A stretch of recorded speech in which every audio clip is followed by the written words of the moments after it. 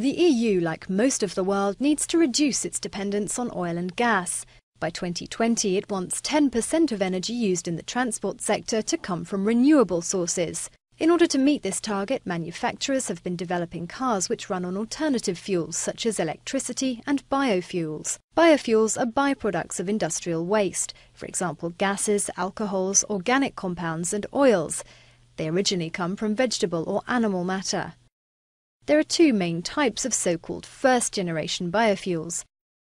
Biodiesels, made for example from rapeseed, sunflower or soybean oil, and bioethanol, produced from plants such as sugar beet, sugar cane, cereal crops, wheat or maize, and blended with diesel.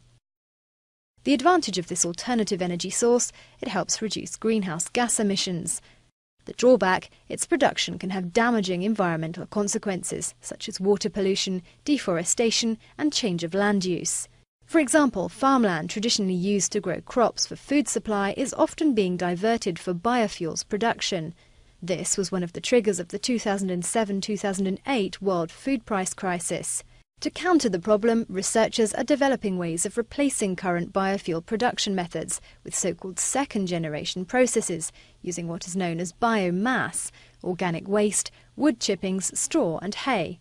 This reduces the impact on the food chain but is a more complicated process requiring sophisticated technology. The thermochemical route involves producing combustible gas or liquids such as diesel or jet fuel. The biochemical method typically uses the cellulose found in plants to ferment ethanol. In the future, researchers also hope to produce biofuels from microalgae and microorganisms.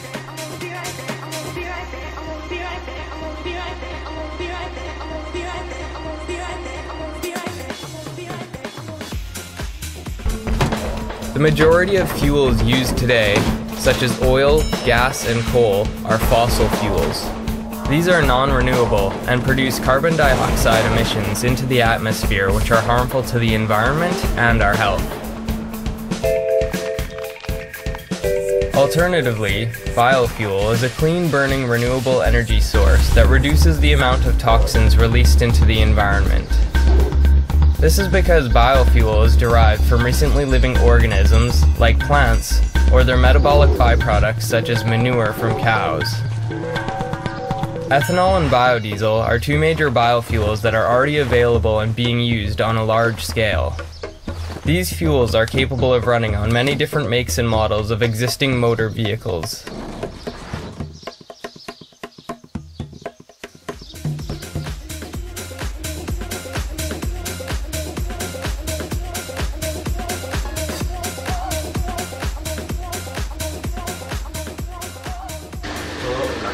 It wasn't long ago that biofuels were heralded as the alternative fuel of the future. Renewable, sustainable, said to release less carbon than gasoline, biofuels seem to check all the green boxes, an apparent ideal solution to the pressing global problems of energy supply and climate change. The idea behind biofuels is that if you're burning biofuels in your car, you're going to be burning less carbon per mile than you are if you're burning petrol. But what seemed to be a panacea turned into a problem. Biofuel production is now being blamed for raising food prices, increasing poverty, and even adding to global warming. In the end, you have to be able to answer the question, are the biofuels we're putting into our petrol tank better for the climate or worse compared with the petrol and the diesel they're replacing? And it isn't quite as straightforward as people thought, the environmental movement thought 5 or 6 years ago. Most countries have jumped on the biofuel bandwagon. Europe grows mostly rapeseed, wheat, and sugar beets. Brazil produces sugar cane, and Southeast Asia grows palm trees to make high-grade oil. In the U.S., corn and soybeans are turned into ethanol. Someday you're going to be using this in your cars. President Bush signed an energy bill that calls for refiners to replace 36 billion gallons of gasoline with ethanol by 2020, up from about 7 billion gallons today. Europe set the same deadline to replace 10% of its transport fuel. G8 countries are paying out millions of dollars in subsidies to farmers to grow biofuels. Subsidies which encourage farmers to grow crops for fuel instead of food. A confidential World Bank report leaked to a British newspaper estimates that the growth in biofuel crops has been responsible for 75% of the rise in food prices in the past 6 years. Well, nobody anticipated the effect that biofuel production has had on food prices. Now, the UK government, backed by a British study, has put the brakes on biofuel production. They are, in fact, reducing the greenhouse gas emissions that occur, and they are also increasing food prices. And we believe, until these effects are better understood, we should slow down on our growth in biofuels. The environmental benefits of biofuels are also coming under attack. Unlike fossil fuels, biofuels have the potential to be carbon neutral because they absorb carbon dioxide when they grow, offsetting the carbons they release when burned. But growing them takes energy, fertilizers and pesticides, often made from conventional oil. And the machines used in seeding, harvesting and processing use gasoline and electricity. By the time you actually factor in all those things, you're sometimes using, in fact, more carbon to power your car on biofuels than you were on if you were just burning petrol in the tanks.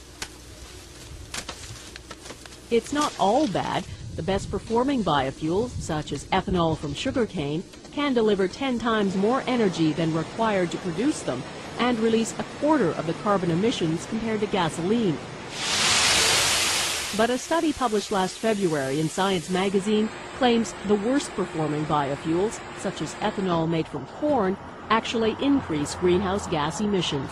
What we found is that using corn for ethanol roughly doubles the amount of global warming pollution that you get from driving your car rather than using gasoline. In the developing world, rainforests are falling victim to the lure of lucrative biofuels. Indonesia's forests, for example, they absorb a massive amount of carbon, but environmentalists say the rampant cutting and burning of trees to feed Indonesia's palm oil industry have made it into the world's third largest emitter of greenhouse gases. 20% of annual CO2 emissions worldwide are made from deforestation. If you clear all these forests and cut them down, you will contribute so many CO2 emissions to the atmosphere that climate change will be out of control. In the search for alternatives, what some think is a wonder plant has emerged, called Jatropha. It's a resilient, oil-rich tropical plant that can be grown on wasteland, and it's now being cultivated throughout Africa and Southeast Asia. But it's toxic and invasive, and though it can be grown on marginal land, that same land is what poor farmers rely on to grow their food. Why are you spoiling our crops? Go and plant Jatropha in the Queen of England's gardens. We're seeing examples of poor people being essentially thrown off their land that they were using to grow food, and we've seen, big companies coming in and trying to invest in these second-generation biofuels, which is causing problems for poor people who are, competing with land. They said the land they have taken was idle, but we were growing groundnuts there and yams on the other side. We heard they've taken 10 square miles. The problem with biofuels has been, it was promoted as this great saviour. Everyone wanted biofuels now, and it's that speed of change that's had these consequences that nobody was able to plan for. We've got to make sure that we have sustainable biofuels.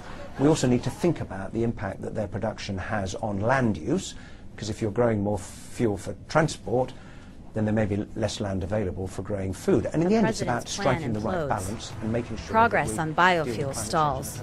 Another flawed policy. Next on Global Pulse. One of the Bush administration's first efforts to curb fossil fuel use has gone terribly wrong.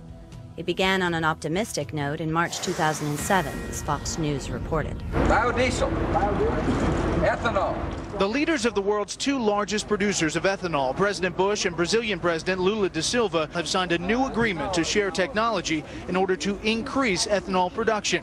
Brazil has already replaced 40% of its gasoline demand with ethanol made from sugarcane. Over the next 10 years, the Bush administration is trying to replace 20% of the U.S. gas intake with ethanol, largely made from corn.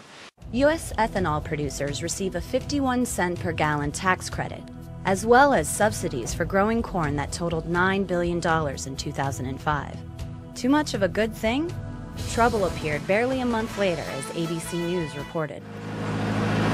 In 2 weeks, Wisconsin farmer David Adams will be planting a lot more corn than usual. This field here is another 35 acres. It was wheat last year, and it'll be corn also. But down on the farm, not everyone is happy. David Kyle is a dairy farmer. Last year, this much corn feed for Dave Kyle's cows cost him $500. This year, it cost him $1,000. So milk will cost more this year, along with beef, chicken, turkey, and pork at the supermarket. As the BBC reported, the UN also noticed a connection between biofuels and food prices. The head of the UN's Food and Agriculture Organization said we need to make sure that enough food is still grown for the nearly 1 billion people without enough to eat. There's an explosion in the amount of biofuels being grown around the world. 7 years ago, it was around 1 million hectares. Now it's reaching 25 million. That's just over the size of Britain, and it's virtually doubling every year. And soon, the skyrocketing cost of food became a standard item on business news reports worldwide.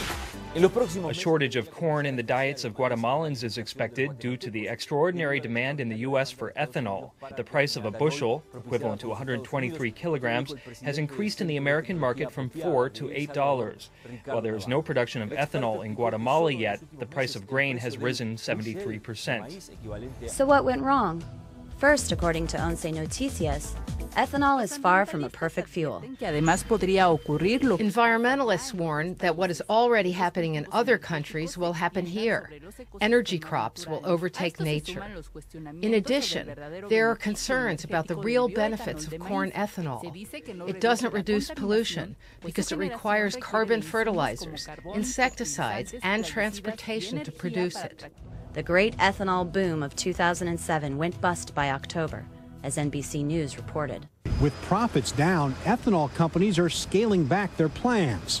The farmers like Denny Hawks in Illinois did their part. This is the best crop we've ever had in our life. They're harvesting the largest American corn crop in history as farmers try to capitalize on corn prices up more than 70% in the past 2 years. But without enough alternative fuel vehicles to soak it all up, the price of ethanol is falling.